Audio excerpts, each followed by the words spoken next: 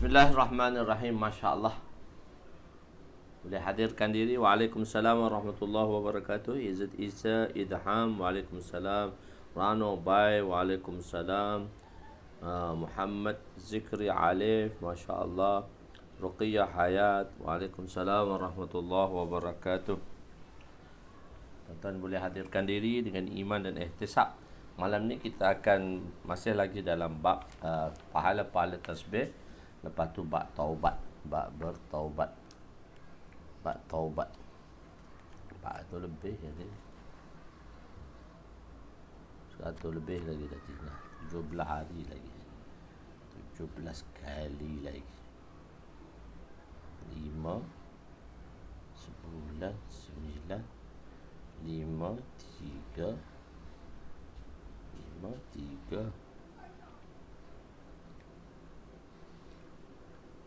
seminggu 2 minggu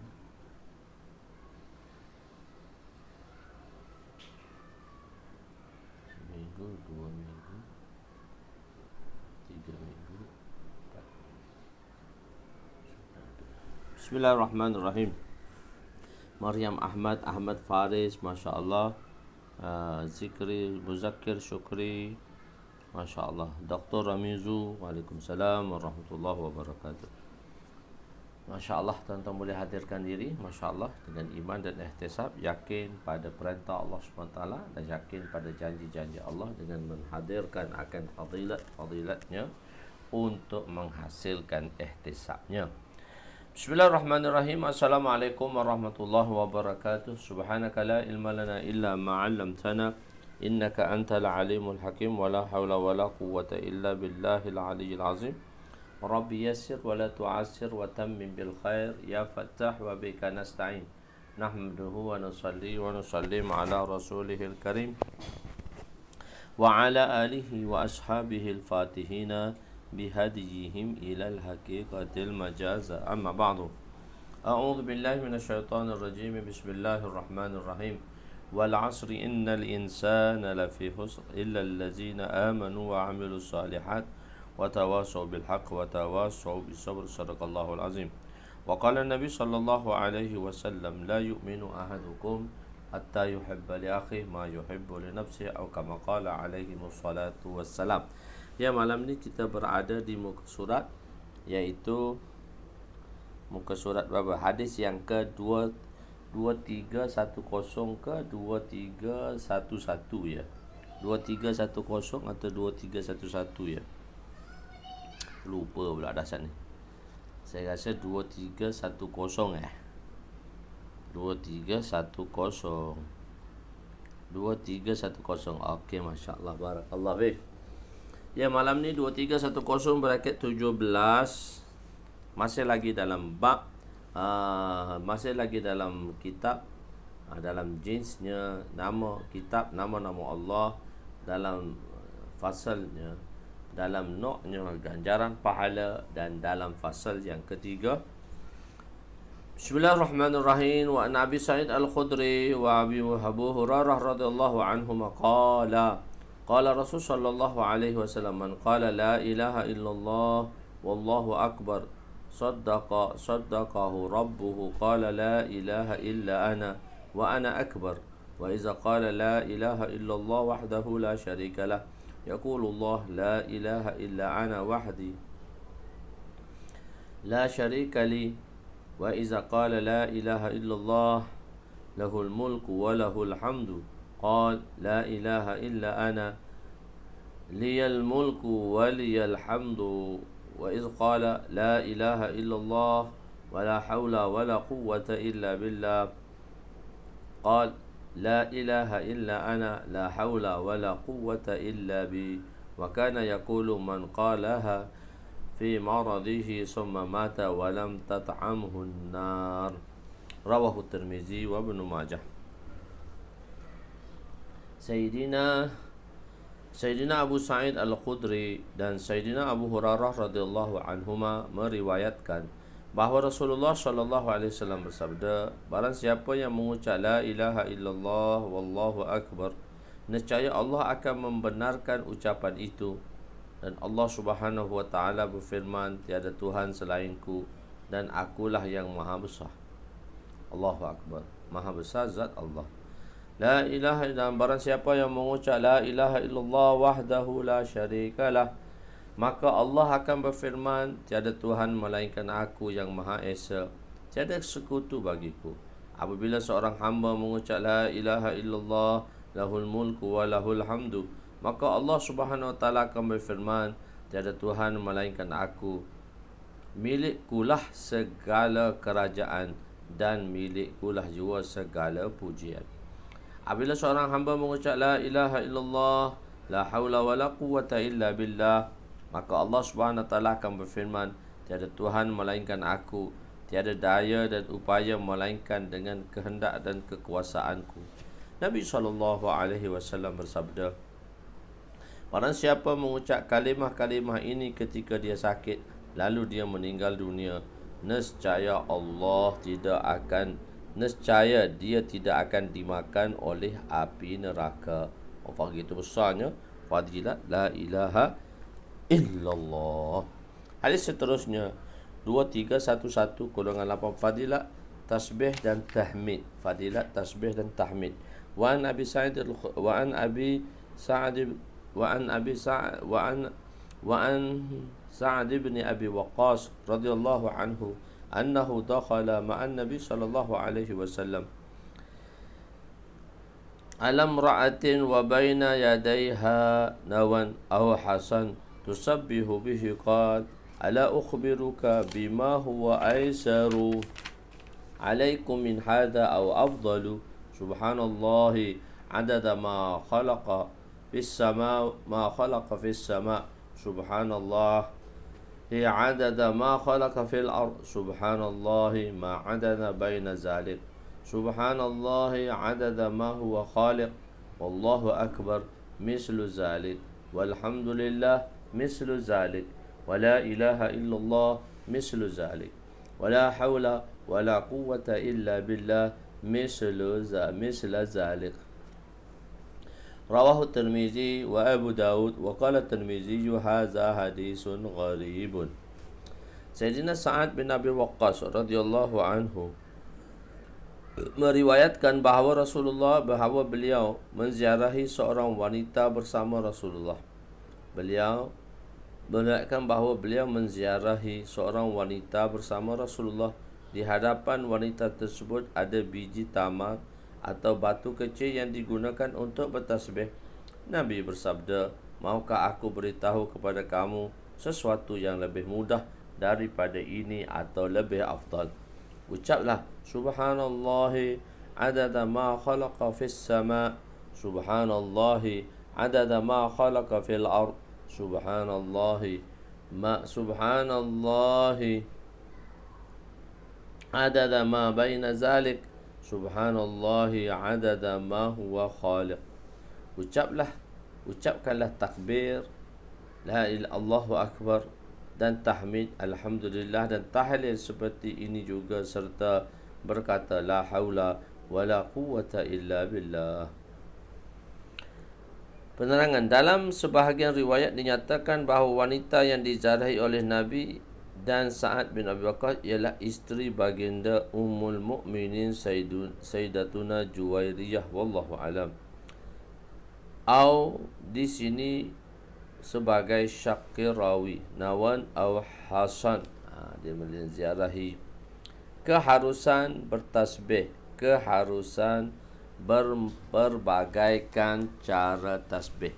Ini keharusan, boleh, maknanya macam-macam cara tasbih yang dibuat oleh ulama-ulama ahlu tariqah dan tasawuf. Kebanyakan tasbih atau zikir yang diamalkan sekarang tidak sama dengan pada zaman Nabi, sedangkan mereka mengira tasbih dengan biji kurma, ada juga dengan biji batu atau dengan cara apa yang lain. Di dalam hadis di atas hanya disebut biji kurma atau batu, sebagaimana harus menggunakan batu atau biji kurma yang ada iqrar pada Nabi. Yang ni ada iqrar daripada Nabi. atau apa-apa alat yang digunakan selain batu atau kurma untuk mengira zikir adalah harus dan tiada perbezaan. Mula Ali Qari rahmatullah alaih berkata, hadis ini merupakan asal yang sahih yang mengharuskan menggunakan tasbih. Hadis ini merupakan asal yang betul yang mengharuskan menggunakan tasbih dengan takrir Nabi. Tiada beza pada alat yang digunakan untuk mengira zikir, sama ada bijinya tersusun atau bijinya berpisah-pisah. Maksudnya dia letak dalam satu longgok, lepas tu dia kutip satu, buang satu, dia buang. Atau dah disusun dah macam mutiara tu. Subhanallah. Sekarang ni gotel je lah. Dulu tekan digital, tekan digital. Sekarang dengan tangan, tasbih pun boleh, digital pun jalan. Sebenarnya kira nak mudah kita ingat. Kadang-kadang kalau kita pakai tasbih tu kat, sampai ngantuk-ngantuk, terlupa habis. Terjatuh tu di tengah-tengah tak ingat dah. Berapa dah sekurang-kurangnya kalau kita pakai yang digital, nampak tu senang. Kita nak sudahkan wazifah kita, iaitu kita nak sudahkan zikir-zikir kita pagi petang kita. Allahu Akbar. Syekh Junaid Baghdadi. Alat yang digunakan untuk mengira zikir sama ada biji-bijinya tersusun atau biji-bijinya terpisah. Tidak perlu dikira pendapat yang menganggap bid'ah. Tak usah duk kisahlah. Set yang kata sikit-sikit bid'ah, sikit-sikit bid'ah. Tak payah kisahlah. Kalau siapa ni, saya rasa kumpulan grup Azlan ni tak masuk ni. Nubli kalau ada kumpulan grup Azlan, iaitu Ashraf tu, Ustaz Ashraf dia tu, dia yang ketua sebenarnya, Ustaz Ashraf tu. Cuba dia masukkan dalam majlis kita. Ni grup dia tak masuk ni. Grup dia masuk hanya daurah saja. So grup dia tak masuk di dalam pengajian umum. Grup Azlam and Gelam Azlam, apa tu, grup Azlan yang ni, yang apa dia ni, dalam 10 orang, cikgu-cikgu ada, semua businessman semua tu. Dalam tolong masukkan nama grup tu, beri link kat dia. Dia selalu terlupa. Okey. Jadi tidak perlu dikiralah, tak kisah sangatlah orang yang menganggapnya bid'ah tu, sikit-sikit bid'ah, tak payah je. Okey. Bagaimanakah tasbih dikatakan bid'ah sedangkan para masyayikh berkata tasbih itulah tukul kepada syaitan. Masyayikh tu pendapat dia tasbih ni tukul syaitan tau. Diriwayatkan bahawa dilihat terdapat tasbih bersama Syekh Junaid Baghdadi rahmatullah alaih ketika beliau telah pun sampai ke tingkat yang tertinggi. Beliau sampai wali dah, tasbih ada lagi kat tangan. Perkara ini menghairankan sehingga ada orang yang bertanya kepada beliau. Lalu beliau menjawab, inilah yang menyampaikan aku kepada Allah. Bagaimanakah boleh aku meninggalkan? Dia kata sebelum aku jadi wali, ni ialah aku pakainya. Jadi dengan sebab dia aku jadi wali, takkanlah aku tinggalkan perkara ni. Takkanlah aku pertinggalkan perkara ni. Dan berita ni diambil daripada kisah Mirqat jilid 5.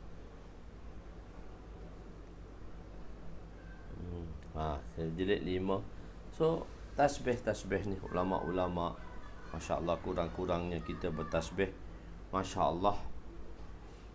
Ganjaran pahala tasbih, tahmid dan takbir. Wa an Amr ibn Shu'aib an abihi an jaddihi qala Rasul sallallahu alaihi wasallam, man sabbaha Allah mi'atan bil ghada wa mi'atan bil asyi kana kaman hajja mi'atan hajjatin wa man hamidallaha mi'atan bil ghadati wa mi'atan bil asyi wa kana kaman hamala ala mi'ati farasin fi sabilillah wa man halalallahu mi'atan bil ghadati wa mi'atan bil asyi wa kana kaman a'taka mi'ata raqabah min waladil Isma'il. Man qabbara Allahu mi'atan bil ghadati wa mi'atan bi 'ashiyyi wa lam ya'ti fi kulli zalika al yawm ahadun bi aksari mimma ata bihi illa man qala misla zalik aw zada ala ma qala. Rawahu Tirmizi wa qala hadza hadisun hasanun gharibun. Khair. Sayyidina Abdullah bin Amr bin As, Sayyidina Abdullah bin Amr bin Sayyidina Abdullah bin Amr daripada bapanya, iaitu bapanya Shu'aib, dan daripada datuknya, bukan datuk Amr tapi datuk Shu'aib, iaitu Abdullah bin Amr bin As. Itu sahabilah. Ni Abdullah bin Amr ni tabi'i. Meriwayatkan rahmatullah alaih, meriwayatkan bahawa Rasulullah sallallahu alaihi wasallam bersabda, barang siapa yang bertasbih, Abdullah bin Amr radhiyallahu anhu, barang siapa yang telah bertasbih sebanyak 100 kali pada waktu pagi dan 100 kali pada waktu petang, maka dia seperti melakukan 100 haji. Wow, besar pahala. Barang siapa yang bertahmid sebanyak 100 kali pada waktu pagi dan 100 kali pada waktu petang, maka dia seperti membelanjakan 100 ekor unta di jalan Allah. Barang siapa yang bertakbir sebanyak 100 kali pada waktu pagi dan 100 kali pada waktu petang, maka dia seperti memerdekakan 100 orang hamba daripada keturunan Sayyidina Ismail alaihi wassalam. Barang siapa yang bertasbih sebanyak 100 kali pada waktu pagi dan pada waktu petang, maka tiada seorang pun yang melakukan amalan yang lebih banyak pada hari itu daripada apa yang dilakukan olehnya, kecuali seorang itu mengucap sama seperti apa yang dia ucap atau lebih lagi.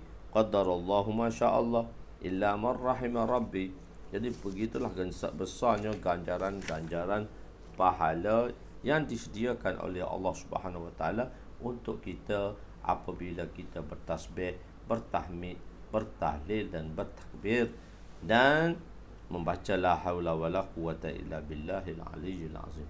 Hadis ke-23 sebelum 13. Wa an Abdullah bin Amr radhiyallahu anhuma qala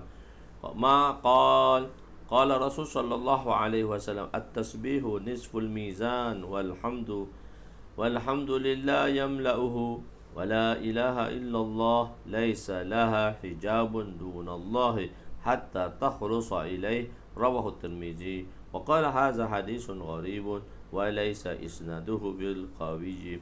Sayyidina Abdullah bin Amr radhiyallahu anhuma meriwayatkan bahawa Rasulullah sallallahu alaihi wasallam bersabda, ganjaran tasbih seperti separuh timbangan, ganjaran tahmid pula memenuhi timbangan. Kalimah tauhid tiada sebarang hijab baginya untuk menuju kepada Allah sehingga kalimah itu sampai kepadanya Rabbul Izzat, iaitu Rabbul Bari Ta'ala. At-tasbihu nisful mizan, maksudnya ialah ganjaran daripada ucapan subhanallah akan memenuhi separuh timbangan. Walhamdulillah yamla'uhu, maksudnya ialah ganjaran ucapan alhamdulillah akan memenuhi timbangan.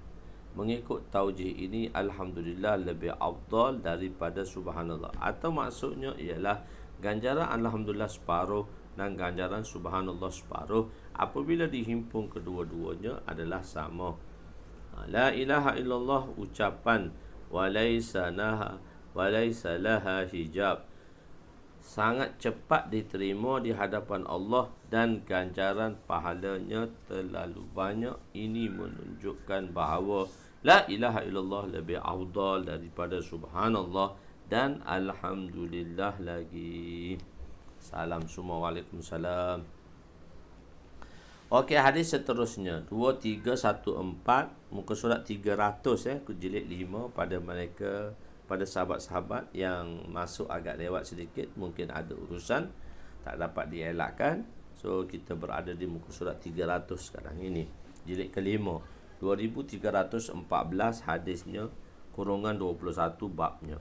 Sayyidina Abu Hurairah wa an Abi Hurairah radhiyallahu anhu qala Rasul sallallahu alaihi wasallam ma qala 'abdun la ilaha illallah mukhlishan qattu illa futihat lahu abwabus sama' hatta yufdiya ila al-'arsy majtanabal kabair. Rawahu Tirmizi wa qala hadza hadisun gharibun. Sayyidina Abu Hurairah radhiyallahu anhu meriwayatkan bahawa Rasulullah sallallahu alaihi wasallam bersabda, tiada mana-mana hamba yang mengucap kalimat tauhid dengan ikhlas melainkan pasti dibuka baginya pintu langit sehingga dia menuju ke arasy selagi dia menjauhi dosa-dosa besar. Maksud hadis ini, kalimat tauhid yang diucap dengan ikhlas akan cepat diterima, namun menjauhi dosa besar merupakan syarat baginya penerimaan terhadap kalimah-kalimah yang diucap tadi. Ini adalah kerana jika diucap tanpa keikhlasan sekalipun, ganjaran pahala tetap diperolehi. Apabila seorang mengucap kalimat tauhid dan menghindarkan diri daripada dosa besar, maka cepatlah sekali penerimaan kalimah tadi. Kalimah akan sentiasa memberi manfaat pada mereka yang mengucapkannya, kecuali seorang itu mengabaikan hak-haknya. Apa mengabaikan hak-haknya? Sahabat tanya, ma istighfafuha, apa perkara-perkaranya? Apabila dia melihat maksiat dilakukan di hadapannya dan dia tidak mencegah maksiat tersebut, iaitu maknanya dosa-dosa lah, dosa-dosa yang akan dihapuskan dengan kebaikan. Allahu Akbar. Tasbih ialah pokok-pokok di syurga. Tasbih pula ialah pokok-pokok kat syurga. Allahu Akbar. Wa an Abi Sa'an wa an Ibnu Mas'ud radhiyallahu anhu qala Rasul sallallahu alaihi wasallam laqitu Ibrahima lailatal usriya bihi wa qala ya Muhammad aqri ummatak minni salam fa akhbirhum innal jannata tayyibatu turbati wa azbatul ma'i wa annaha qi'anun wa anna 'irasaha subhanallah walhamdulillah wa la ilaha illallah wallahu akbar. Rawahu Tirmizi wa qala hadza hadisun hasanun gharibun isnaduhu. Sayyidina Abdullah bin Mas'ud radhiyallahu anhu berkata bahawa Rasulullah sallallahu alaihi wasallam bersabda, aku telah bertemu dengan Sayyidina Ibrahim Khalilullah pada malam Mi'raj di langit ke-6. Sayyidina Ibrahim ditemui oleh Nabi pada langit ke-6. Langit pertama Nabi Adam AS, langit kedua Nabi Isa dengan Nabi Idris, Nabi Isa dengan Nabi Yahya, langit ketiga Nabi Yusuf, naik keempat Nabi Idris, naik kelima Nabi Harun, langit ke-6 Nabi Musa, langit ke-7 Sayyidina Ibrahim AS. Jadi langit-langit yang dijumpai, dan jumpa tempat itu iaitu jumpa Sayyidina Ibrahim pada langit ke-6 pada malam Mi'raj. Baginda sallallahu alaihi wasallam bersabda kepadaku, ya Muhammad, baginda, sampaikanlah salamku kepada umatmu, khabarkanlah kepada mereka bahawa syurga itu tanahnya wangi. Oh, tanah syurga ni za'faran, wangi, masya-Allah. Waalaikumsalam Ahmad Abu Zaid, masya-Allah. Sudah lama menyembunyikan diri kerana PKP. Masya Allah. Ahlan, selamat datang kembali. Ya Muhammad, sampaikanlah salamku kepada umatmu, ataupun saya yang tak perasan. Tuan Haji Ahmad Abu Zaid ni selalu saya je tak perasan kali kot. Minta maaf jika ketidakperasanan saya.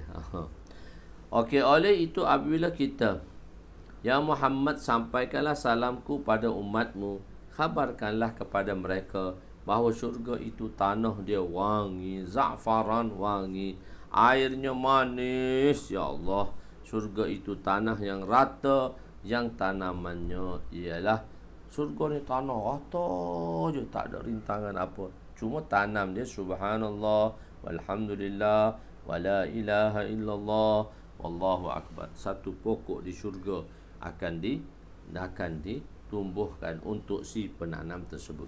Sayyidina Ibrahim alaihissalam, penerangan, ialah memberi salam kepada umat ini melalui baginda. Ini menunjukkan Nabi Ibrahim menzahirkan hubungannya dengan umat ini. Oleh itu, apabila kita mendengar nama Sayyidina Ibrahim, maka jawablah wa alaihi salam rahmatullahi wa barakatuh. Wa annaha qi'an, di sini dinyatakan bahawa syurga itu qi'an. Apakah itu qi'an? Qi'an adalah jamak kepada lafaz qa', ialah tanah yang lembut, luas, rata, tiada batu-batu yang boleh menakung air dan amat sesuai untuk bercucuk tanam. Oleh kerana inilah disebutkan selepasnya bahawa tanaman di syurga ialah zikir-zikir yang telah disebutkan seperti mana nama hadis di atas. Nabi Ibrahim AS mengingatkan umat ini agar mengucap kalimah-kalimah ini. Dengan mengucap kalimah ini, seorang akan memasuki syurga insya-Allah. Apabila dibaca sekali, maka satu pokok akan ditanam. Sebanyak mana seorang itu membaca dan syurganya dipenuhi pokok, seolah-olah mengisyaratkan bahawa seorang yang membaca kalimah ini berada dalam keadaan yang tenang di dalam syurga. Di sana kalimah ini akan menjadi pokok-pokok di syurga nanti. Sebanyak mana dia berzikir, dia akan jadi pokok-pokok di syurga untuk menolong mereka-mereka ini. Membaca wirid dan berzikir dengan menggunakan jari lebih afdal lah, nak dibandingkan dengan tasbih. Tapi kadang-kadang takut dengan dengan jari ni, tak tahu bilangan berapa, jatuh selalu. Okey. Wa an Yusairah radhiyallahu anha qalat kanat minal muhajirat qalat qala lana Rasul sallallahu alaihi wasallam alaikunna bit tasbih wat tahlil wat taqdis wa'aqidna bi anamila fa innahum mas'ulatun mustanqatatun wa la taqfulna fatansayna ar-rahmah, rawahu Tirmizi wa Abu Daud. Sayyidina Abu Sairah radhiyallahu anhu berkata, beliau ialah salah seorang sahabiyah radhiyallahu anha, salah seorang sahabiyah yang berhijrah, berkata, Rasulullah bersabda kepada kami, hendaklah kalian melazimkan tasbih tahlil, menyucikan Allah, kiranya ia dengan anak-anak jari. Kiralah tasbih tadi dengan anak-anak jari pada hari kiamat. Anak-anak jari ini akan ditanya dan bertutur, jangan kalian lalai lalu kalian lupa pada rahmat Allah. Diketahui umum bahawa pada hari kiamat jisim akan menjadi saksi terhadap yang dilakukan oleh seorang. Wa tukallimuna aydihim wa tashhadu arjuluhum bima kanu yaksibun. Tukallimuna aydihim, tangan-tangan mereka bercakap. Wa aydi tukallimu. Jadi yang yang bercakap. Okey. Allahu akbar. Tukallimuna aydihim wa tashhadu arjuluhum bima kanu yaksibun. Okey. Jadi wa arjuluhum bima kanu yaksibun yauma tashhadu alaikum alsinatuhum wa aydihim wa arjuluhum bima kanu ya'malun. Diketahui secara umum bahawa pada hari kiamat jisim akan menjadi saksi terhadap amalan yang dilakukan oleh seseorang. Allah SWT telah berfirman dalam Al-Quran, yauma tashhadu alaihim alsinatuhum wa aydihim wa arjuluhum bima kanu ya'malun. Maksudnya pada hari tangan Allah. Ya Allah.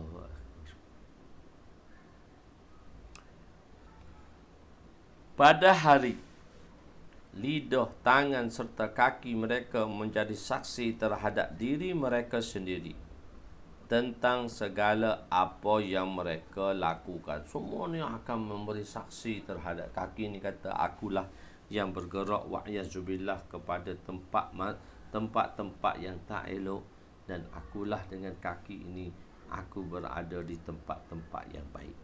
Jadi itulah maksud dia. Apabila Allah Ta'ala berfirman, pada hari lidah, tangan serta kaki mereka menjadi saksi terhadap mereka sendiri tentang segala apa yang dilakukan.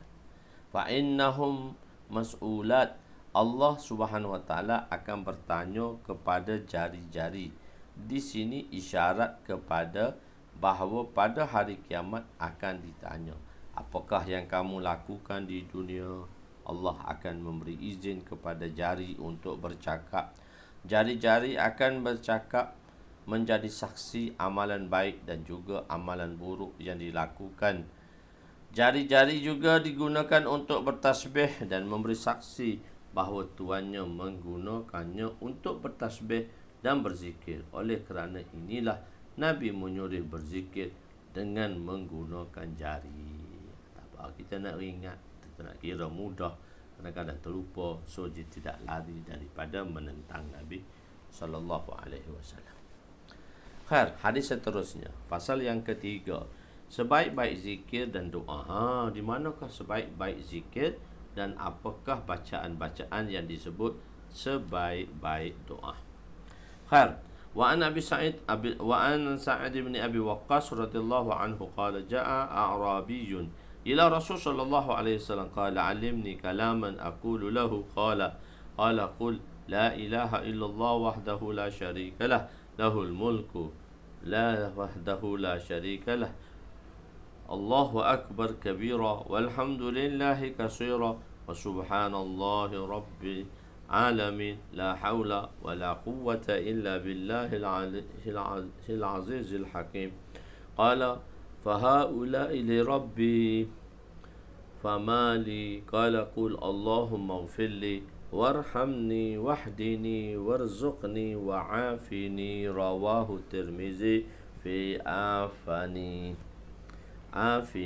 Sayyidina Sa'ad bin Abi Waqqas meriwayatkan bahawa seorang Arab Badui telah datang kepada Rasulullah lalu berkata, ajarkanlah kepadaku satu kalimah yang boleh daku membacanya, atau daku baginda bersabda, ucapkanlah subhanallah walhamdulillah wa la ilaha illallah wahdahu la syarikalah lahul mulku subhanallahi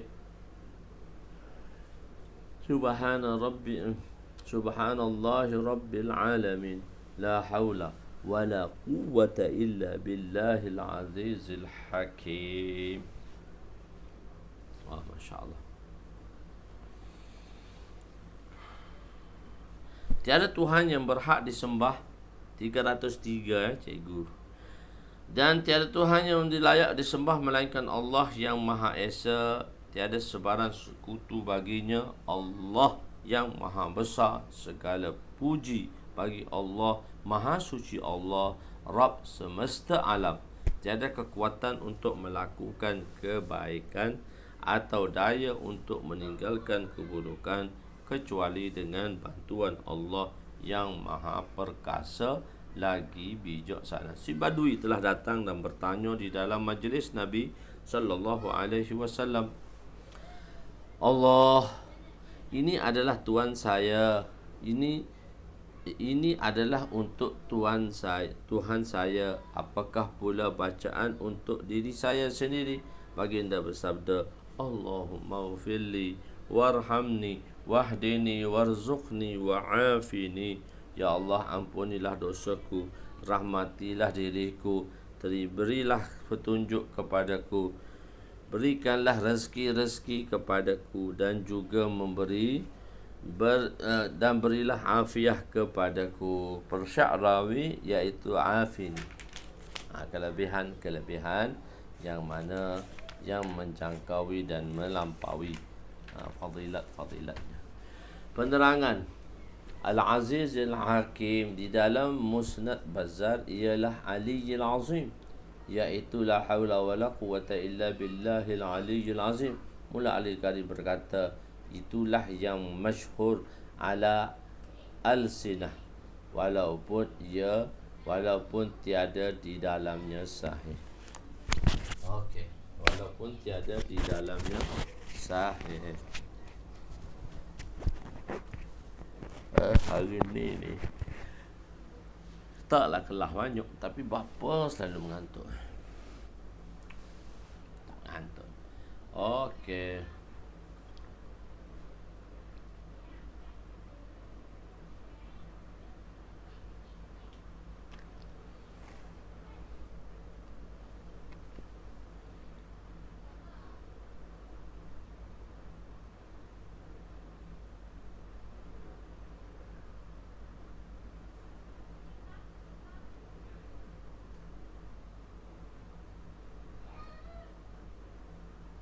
Okey. Tasbih dan seumpamanya boleh menggugurkan dosa. Wa an Anas radhiyallahu anhu anna Rasul sallallahu alaihi wasallam marra ala sajarati yabisatil waraqah fadarabaha bi'asahu fatanathara al-waraq qala innal hamdulillah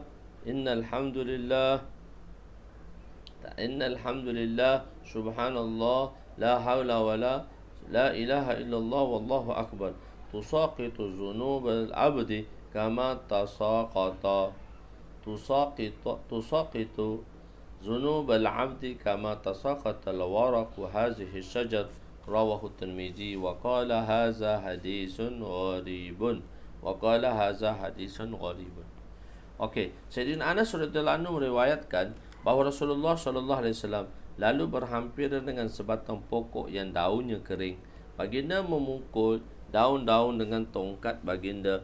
Daun-daun mula jatuh berselerak berguguran. Baginda bersabda, sesungguhnya zikir alhamdulillah, subhanallah, wa la ilaha illallah wallahu akbar menggugurkan dosa. Para sahabat seperti hamba seperti gugurnya, menggugurkan dosa para hamba seperti gugurnya daun daripada pokok tersebut pada musim luruh. Baginda sallallahu alaihi wasallam bersabda, hadis ini Imam Tirmizi rahmatullahi alaihi berkata, hadis ini adalah hadis gharib. Fadilat la haula wala quwata illa billah. Ini fadilat besar ni. Fadilat la haula wala. Take 5. Abu Zah. Take 5. La hawla wa la quwwata illa billah. 2 minit. Take time 2 minit insyaAllah.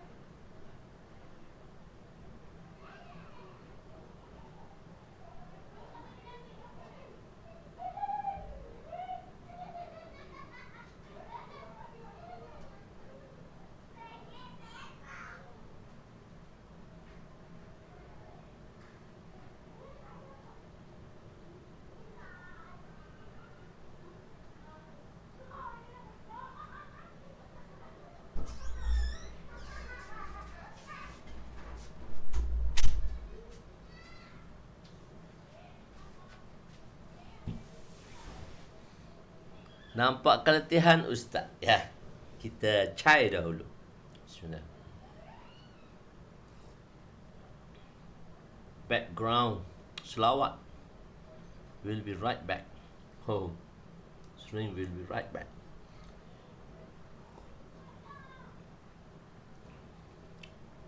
Cai, bukan Nescafe chai. Kebetulan ada tetamu anak buah datang. Nak makan apa tahu dengan Ustazah. So tak apa, kita kena cai sikit. Segar biji mata. Dia sebenarnya tak tahu kenapa segar biji mata, insyaAllah.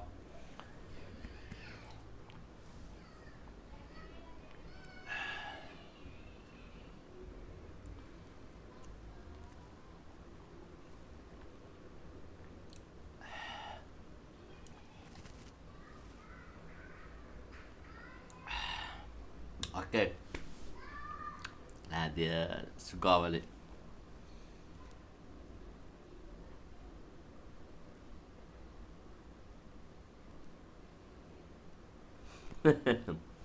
Okey. Manusia biasa dia dah. Umur 50 ni. 50 lah umur ni. Dia enjin motor, enjin je. Dia kena lemah balik. Okey. Baik. Okey. Fadilat la ilaha illallah. Fadilat la haula wala quwwata illa billah. Fadilat la haula wala quwwata illa billah. Wa an maqhulin an Abi Hurairah radhiyallahu anhu قال رسول صلى الله عليه وسلم قال لي رسول صلى الله عليه وسلم أقصر من قولي لا حول ولا قوة إلا بالله فإنها من كنز الجنة وقال مخور فمن قال لا حول ولا قوة إلا بالله ولا منجا من الله إلا إليه كشف الله عنه 70 بابا من الضر أدناها الفقر رواه الترمذي وقال هذا حديث ليس إسناده بمتصل ومقهول لم يسمع عن أبي هريرة.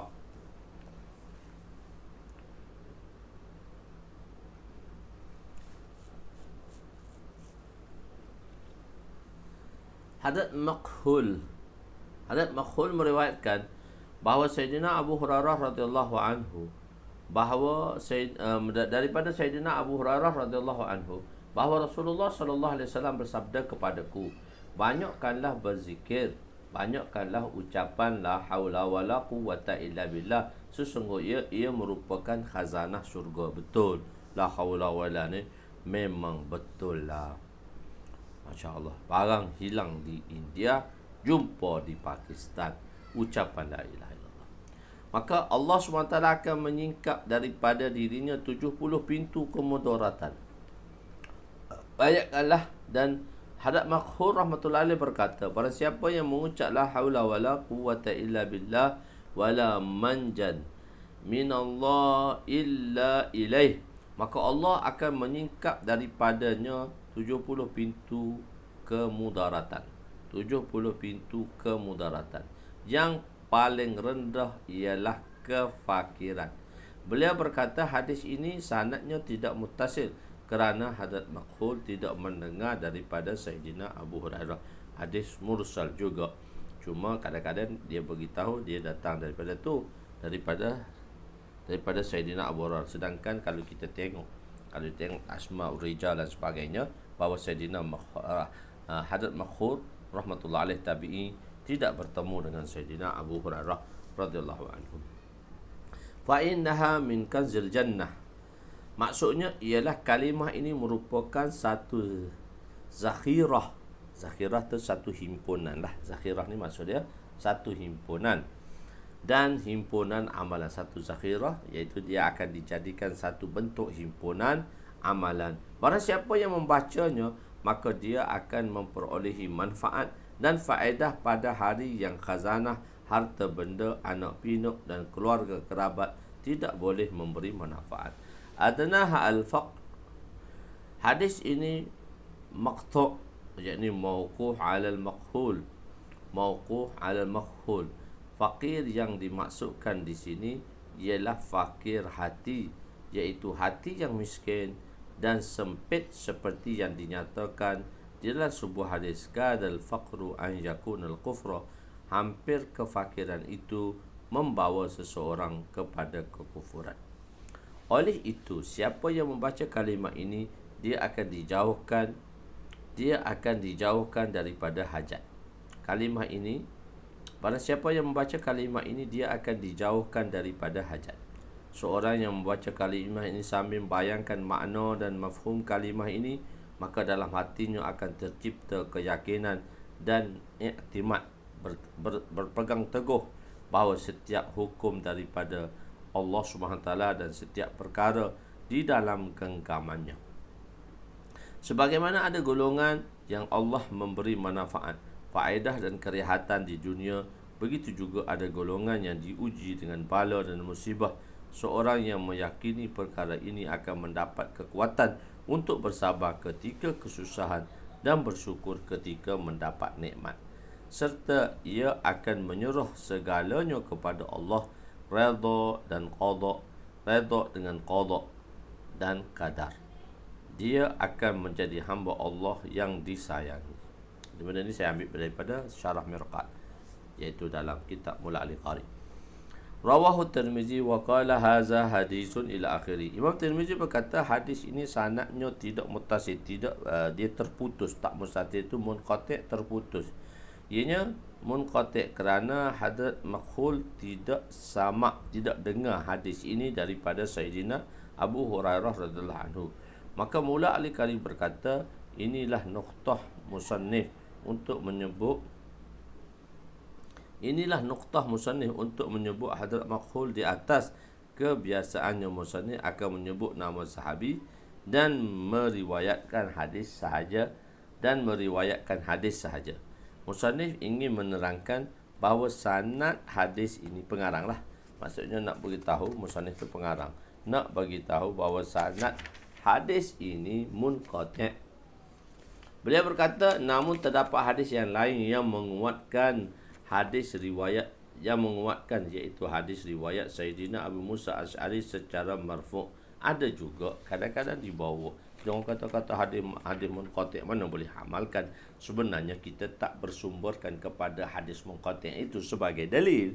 Bahkan kita bersumberkan, ulama-ulama telah bersumberkan riwayat-riwayat yang sahih dan hasan yang boleh dijadikan dalil. Bukan doa apa kenapa pakai doa.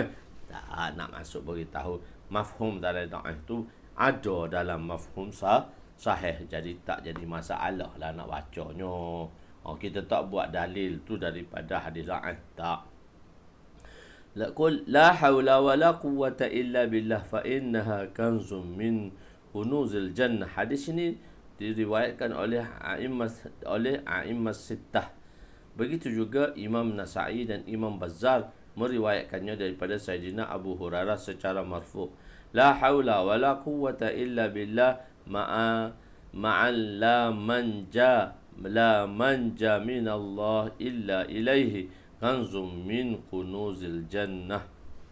Itu riwayat-riwayat yang ada marfu' dan riwayat-riwayat yang bersanad tadi. Maksudnya tak putus sanad dia. Walaupun hadis riwayat Makhul tadi munqati' dan dia tidak boleh dijadikan dalil, tapi sebenarnya kalau fadail pun dah boleh pakai dah untuk dijadikan dalil dan sebagai hujah untuk amalan-amalan yang tertentulah pada diri sendiri tadi.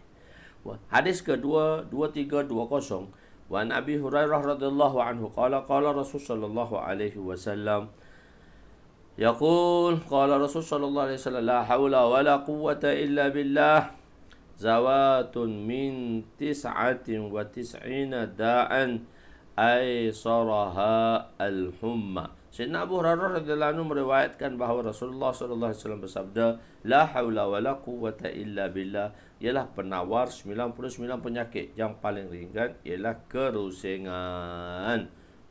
Rusing sungguh tengah-tengah Covid. Manusia rusing. Sebenarnya kita perlu berfikir baik dan sebenarnya kita perlu melihat kepada Allah Subhanahu wa taala dari sudut positif. Ana inda zanni abdi bi, Allah Taala kata aku bertindak mengikut sangkaan hamba-Ku. Bukan maksud tindakan Allah itu disebabkan oleh pemikiran kita. Tidak, banyak lagi perkaranya. Tapi Allah SWT nak bagi tahu itu sebab dia. Khair. Sayyidina Abu Hurairah radhiyallahu anhu meriwayatkan bahawa Rasulullah sallallahu alaihi wasallam bersabda, maukah aku tunjukkan kepada kamu sebuah satu kalimah yang berada di bawah aras yang merupakan daripada khazanah syurga, iaitu la haula wa la quwwata illa billah. Allah Ta'ala firman, hamba-Ku telah mentaati perintahku dan menyerahkan dirinya kepadaku. Hadis seterusnya 2322. Apakah maksud subhanallah menjadi ibadat seluruh makhluk? Subhanallah ni ibadat untuk seluruh makhluk. an ibni Umar radhiyallahu anhuma qala annahu qala subhanallahi hiya salatul khalaiq walhamdulillahi kalimatus syukr la ilaha illallah kalimatul ikhlas Allahu akbar tamla'u bainas sama'i wal ard fa iza qala al 'abdu la haula wala quwwata illa billah qala ta'ala aslama wastaslam rawahu Zain. Sayyidina Abdullah bin Umar radhiyallahu anhu berkata, subhanallah ialah ibadat sekalian makhluk, alhamdulillah ialah syukurnya, la ilaha illallah ialah kalimah ikhlas, Allahu akbar memenuhi langit dan bumi. Apabila seorang hamba mengucap la haula wala quwwata illa billah, maka Allah berfirman, hambaku telah mentaati perintahku dan menyerahkan diri kepadaku. Allah SWT berfirman, tusabbihu lahu ma fis sama tusabbihu lahu ma fis samawati ma tusabbihu lahu as-samawati sab'u wal ardu wa man fihinna wa inna min syai'in illa yusabbihu bihamdihi walakin la tafqahuna tasbihahum innahu kana haliman ghafura. Sesungguhnya, maksudnya langit yang tujuh dan bumi serta sekalian makhluk yang ada padanya senantiasa mengucap tasbih bagi Allah. Setiap sesuatu daripada makhluk Allah bertasbih dan memujinya. Akan tetapi kamu tidak faham akan tasbih mereka. Sesungguhnya Allah Subhanahu wa taala mahu menyabar, Allah Subhanahu wa taala maha penyabar lagi maha pengampun. Tasbih daripada makhluk inilah yang dimaksudkannya ibadat. Ibadat seluruh makhluk itulah tasbih yang dimaksudkan ini adalah ibadat seluruh makhluk. Okey, bab taubat pula. Okey, kita nak masuk bab baru iaitu bab taubat. Pertama kita pergi perlahan-lahan. Babul istighfar wat taubat. Babul istighfar wat taubat. Ni bab ni.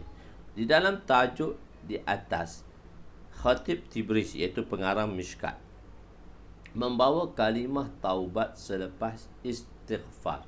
Babul istighfar wat taubat. Istighfar ialah memohon keampunan.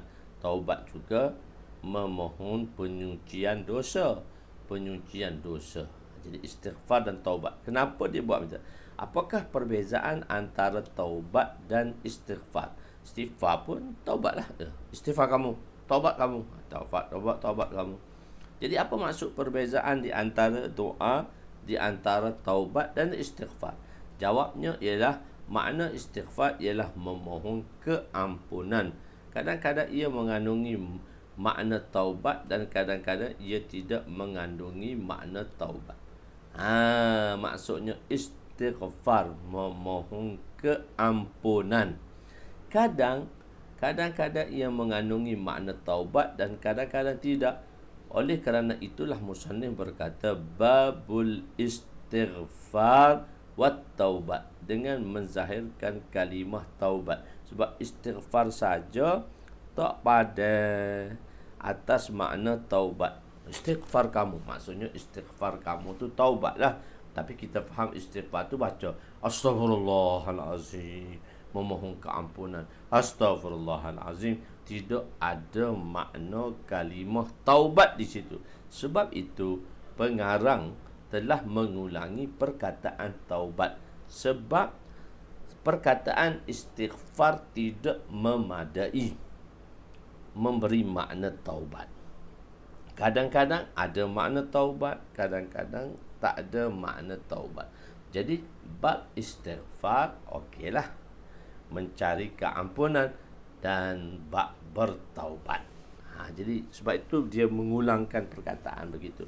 Pengarang melakukan itu babul istighfar wat taubat.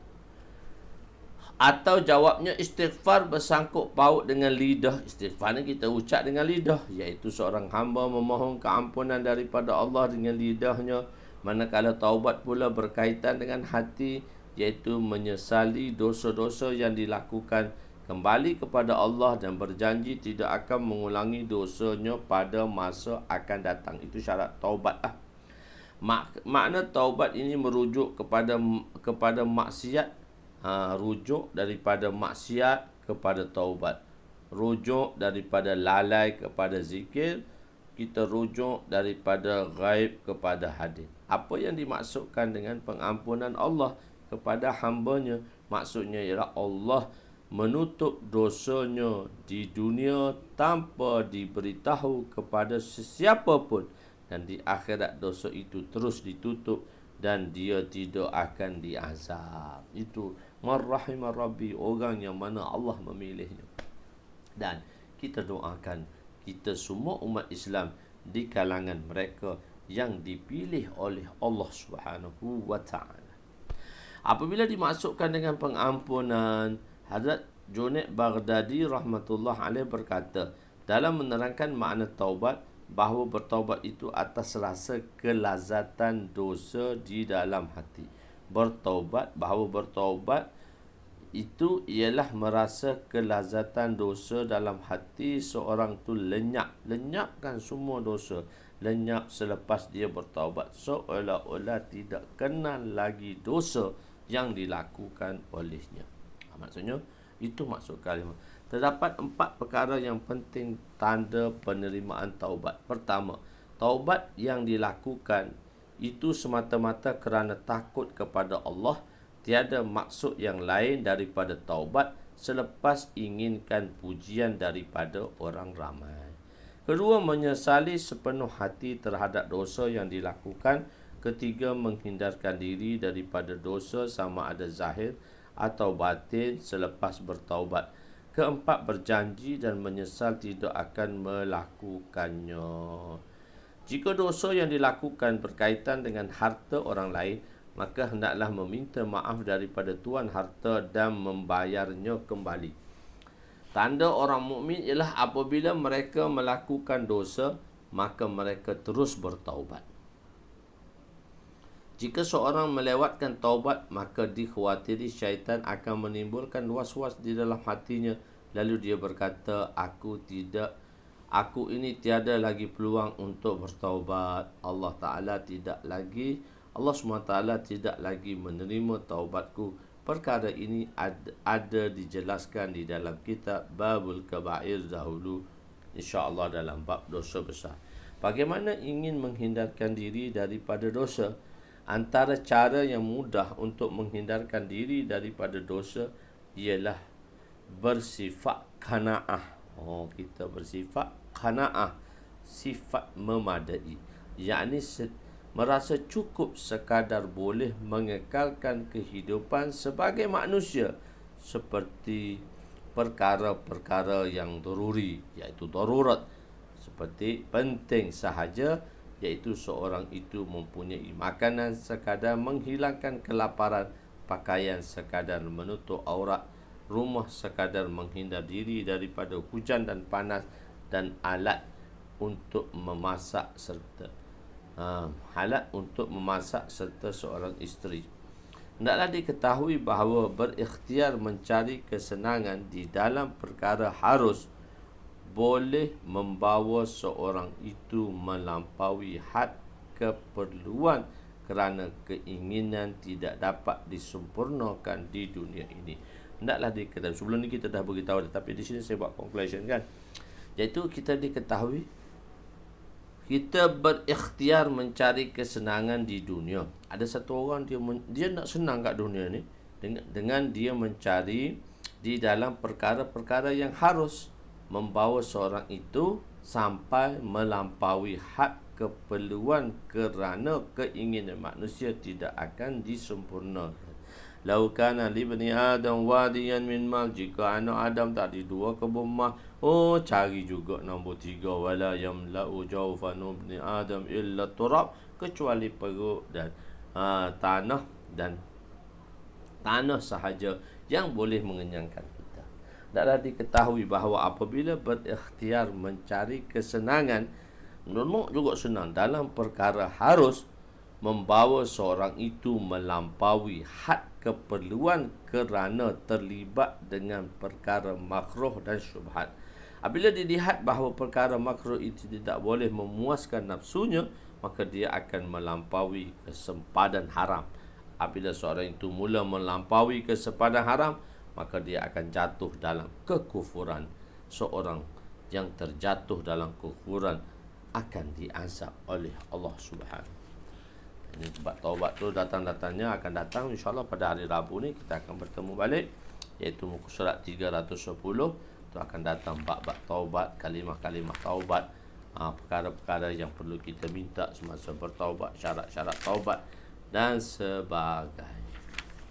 Wallahu alam. Yang baik itu daripada Allah, yang kurang itu daripada kelemahan saya. Aku lahu li hadza astaghfirullahalazim li wa li walidayya wal jami'il muslimina wal muslimat walil mu'minina wal mu'minat al ahya'i minhum amwat bi rahmatika ya arhamar rahim ya awwalal awwalin wa ya akhiral akhirin wa ya zal quwwatil matin wa ya rahimal masakin wa ya arhamar rahimin. Allahumma ighfir lana dhunubana wa wassi' lana khalaqana wa tajib lana qasabana wa kanni'na bima razaqtana wa la tuzhib talabana ila syai'in sarraftahu anna. Ya Allah, ya Tuhan kami, ampunilah dosa-dosa kami, dosa kedua ibu bapa mertua kami, abang kami, kakak kami, adik kami, jiran tetangga kami, sahabat anda kami, waris-waris kami, datuk nenek, asatizah kami, talamizah kami, anak isteri kami dan seluruh umat muslimah. Ya Allah, pandanglah kami dengan pandang rahmat-Mu. Ya Allah, pandanglah kami dengan kasih sayang. Ya Allah, terimalah, ampunilah dosa-dosa kami, terimalah taubat-taubat kami. Ya Allah, ampunilah dosa-dosa kami, terimalah taubat kami. Ya Allah, Maha Pemurah, Zat-Mu Maha Penyayang, segala-gala yang menjadi milik-Mu. Ya Allah, bantulah kami. Ya Allah, tolonglah kami. Ya Allah, dan selamatkanlah kami daripada malapetaka yang telah menimpa dunia dah sudah hampir 2 tahun. Ya Allah, selamatkanlah. Ya Allah, kembalilah seperti biasa. Hidupkanlah masajid-masajid, meriahkanlah masjid-masjid dengan amalan-amalan yang seperti dahulu. Ya Allah, bantulah. Ya Allah, permudahkanlah. Ya Allah, untuk ditunaikan sembahyang Jumaat, dan permudahkanlah segala urusan-urusan lain. Rabbana atina fid dunya hasanah wa fil akhirati hasanah wa qina azabannar. Wa sallallahu ala sayyidina Muhammadin wa ala alihi wa sahbihi ajma'in. Alhamdulillahi rabbil alamin. Taqabbalallahu minna wa minkum ya karim.